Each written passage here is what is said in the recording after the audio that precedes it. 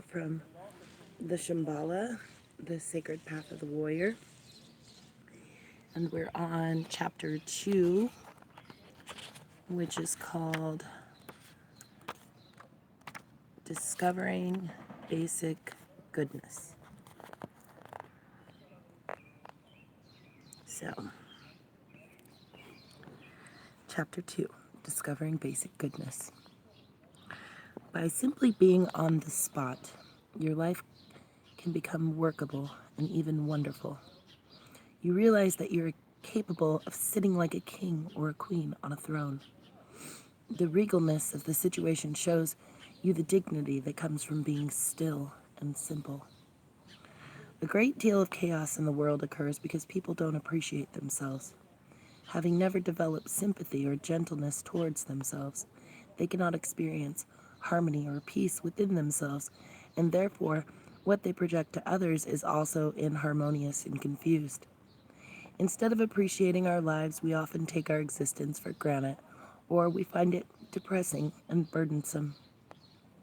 People threaten to commit suicide because they aren't getting what they think they deserve out of life. They blackmail others with threats of suicide, saying that they will kill themselves if certain things don't change.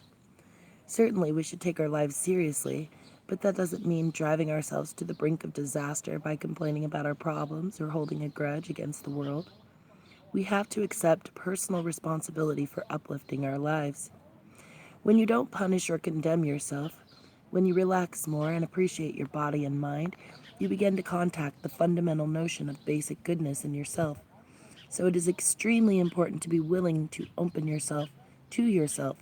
Developing tenderness toward yourself allows you to see both your problems and your potential accurately. You don't feel that you have to ignore your problems or exaggerate your potential. That kind of gentleness towards yourself and appreciation of yourself is very necessary. It provides the ground for helping yourself and others. As human beings, we have a working basis with ourselves that allows us to uplift our state of existence and cheer up fully. That working basis is always available to us. We have a mind and a body which are very precious to us. Because we have a mind and a body, we can comprehend this world.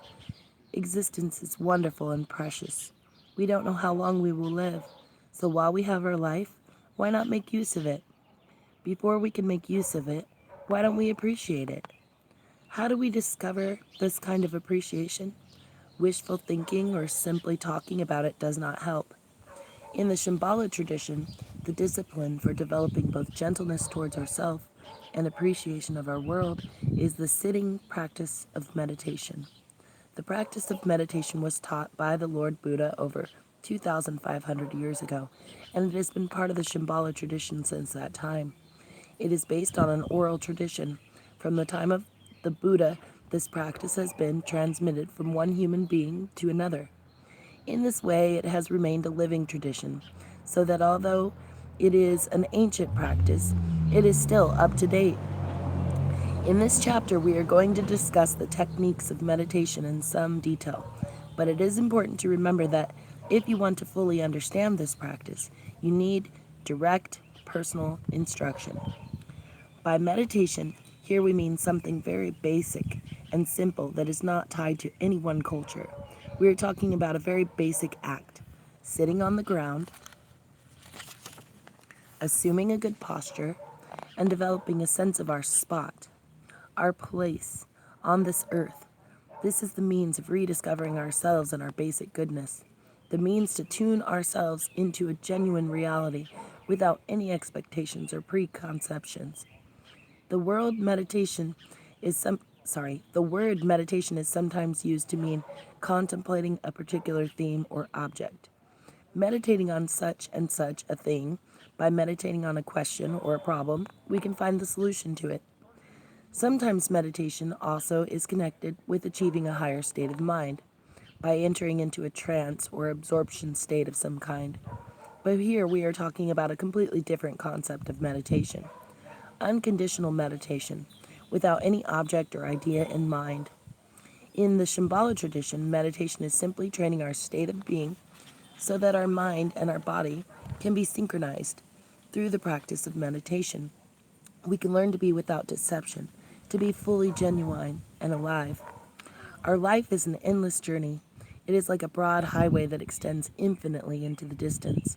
The practice of meditation provides a vehicle to travel on that road. Our journey consists of constant ups and downs, hope and fear, but it is a good journey. The practice of meditation allows us to experience all the textures of the roadway, which is what the journey is all about. Through the practice of meditation, we begin to find that within ourselves there is no fundamental complaint about anything or anyone at all. Meditation practice begins by sitting down and assuming your seat cross-legged on the ground. You begin to feel that by simply being on the spot, your life can become workable and even wonderful. You realize that you are capable of sitting like a king or a queen on a throne. The regalness of the situation shows you the dignity that comes from being still and simple. In the practice of meditation, an upright posture is extremely important. Having an upright back is not an artificial posture, it is natural to the human body. When you slouch, that is unusual. You can't breathe properly when you slouch, and slouching is also a sign of giving in to neurosis. So when you sit erect, you are proclaiming to yourself and to the rest of the world that you are going to be a warrior, a fully human being. To have a straight back, you do not have to strain yourself by pulling up your shoulders. The uprightness comes naturally from sitting simply but proudly on the ground or on your meditation cushion. Then, because your back is upright, you feel no trace of shyness or embarrassment. So you do not hold your head down. You are not bending to anything. Because of that, your shoulders become straight automatically. So you develop a good sense of head and shoulders. Then you can allow your legs to rest naturally in a cross-legged position.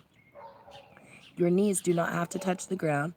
You complete your posture by placing your hands lightly, palms down on your thighs. This provides a further sense of assuming your spot properly. In that posture, you don't just gaze randomly around. You have a sense that you are there properly. Therefore, your eyes are open, but your gaze is directly, slightly downward, maybe 6 feet in front of you.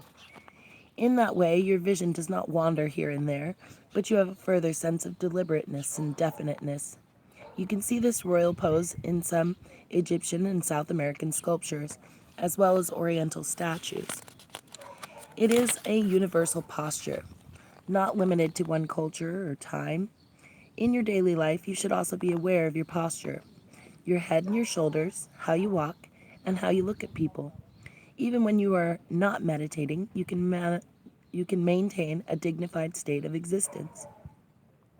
You can transcend your embarrassment and take pride in being a human being. Such pride is acceptable and good. Then in meditation practice, as you sit with good posture, you pay attention to your breath. When you breathe, you are utterly there, properly there. You go out with the out-breath and breathe, and the breath dissolves, and then the in-breath happens naturally. Then you go out again. So there is a constant going out with the out-breath. As you breathe out, you dissolve, you diffuse. Then your in-breath occurs naturally. You don't have to follow it in. You simply come back to your posture and you are ready for another out-breath. Go out and dissolve. Then come back to your posture, and come back to your posture. Then there will be an inevitable bing, a thought. At that point you say, thinking. You don't say it out loud. You say it mentally. Thinking. Labeling your thoughts gives you tremendous leverage to come back to your breath. When one thought takes you away completely from what you are actually doing, when you do not even realize that you are on the cushion, but in your mind you're in San Francisco or New York City, and you say, thinking, and you bring yourself back to breath. It doesn't really matter what thoughts you have. In the sitting practice of meditation, whether you have monstrous thoughts or benevolent thoughts, all of them are regarded purely as thinking. They are neither virtuous nor sinful. You might have a thought of assassinating your father, or you might want to make lemonade and eat cookies. Please don't be shocked by your thoughts. Any thought is just thinking. No thought deserves a gold medal or a reprimand. Just label your thoughts thinking, then go back to your breath, thinking, back to your breath, thinking, back to your breath. The practice of meditation is very precise. It has to be on the dot, right on the dot. It is quite hard work, but if you remember the importance of your posture, that will allow you to synchronize your mind and body. If you don't have a good posture, your practice will be like a lame horse trying to pull a cart. It will never work. So first you sit down and assume your posture. Then you work with your breath. Go out. Come back to your posture. Come back to your posture. When thoughts arise, you label them thinking, and you come back to your posture, back to your breath. You have mind working with breath, but you always maintain body as a reference point. You are not working with your mind alone. You are working with your mind and your body. And when the two work together, you never leave reality. The ideal state of tranquility comes from experiencing body and mind being synchronized. If body and mind are unsynchronized, then your body will slump, and your mind will be somewhere else. It is like a badly made drum. The skin doesn't fit the frame of the drum, so either the frame breaks or the skin breaks, and there is no constant tautness. When mind and body are synchronized, then, because of your good posture, your breathing happens naturally. And because your breathing and your posture are working together, your mind has a reference point to check back to. Therefore, your mind will go out naturally with the breath. This method of synchronizing your mind and body is training you to be very simple and to feel that you are not special, but ordinary, extraordinary. You sit simply as a warrior, and out of that, a sense of individual dignity arises. You are sitting on the earth, and you realize that this earth deserves you, and you deserve this earth. You are there, fully, personally, genuinely. So meditation practice in the Shambhala tradition is designed to educate people to be honest and genuine, true to themselves. In some sense, we should regard ourselves as being burdened. We have the burden of helping this world. We cannot forget this responsibility to others.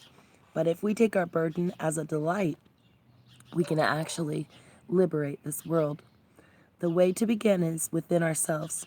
From being open and honest with ourselves, we can also learn to be open with others, so we can work with the rest of the world on the basis of the goodness we discover in ourselves. Therefore, meditation practice is regarded as good and in fact excellent way to overcome warfare in the world, our own warfare as well as the greater warfare. The end.